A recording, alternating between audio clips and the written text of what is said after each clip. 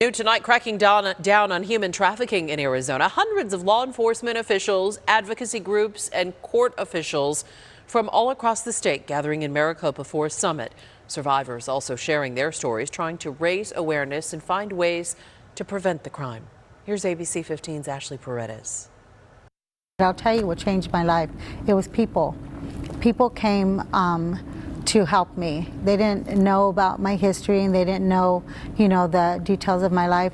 All they knew is that I was somebody that needed help. Tanya Alegria refers to herself as a person with lived experience when it comes to human trafficking, because it's through her experience that she is now helping others. It's helping people to build self-efficacy, letting them know that they're not alone. The inaugural Arizona Human Trafficking Summit, bringing together 300 law enforcement officials, advocacy groups, and professionals. There are very specific techniques that abusers and traffickers use that we can teach kids. Dominique Rose-Sepowitz is the director of the ASU Office of Sex Trafficking Intervention Research, discussing ways we can educate our youth. She also launched a human trafficking hotline for the state, asking Tanya to help run it. We'll get you in shelter and get you connected to mental health services, substance use services, education services, employment services.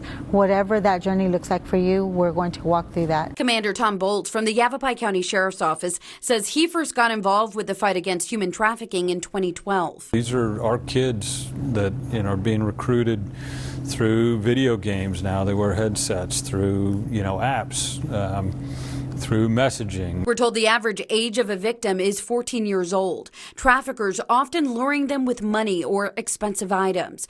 Bolts says what he realized is that this is a domestic problem that law enforcement can't fight by themselves. So we're trying to expand that reach as much as we can to those professions who are going to see these victims and then be able to call law enforcement. The hope is to ask the right questions and identify the red flags to be able to identify those in need. If you talk to anybody who does this work, they'll tell you when they do talk to a victim, the victim will deny that they are a victim. A lot of times they don't even realize they are. Ashley Paredes, ABC 15, Arizona. Ashley mentioned the state hotline in her story. There's also a national hotline. If you need help, you can call the National Human Trafficking Hotline.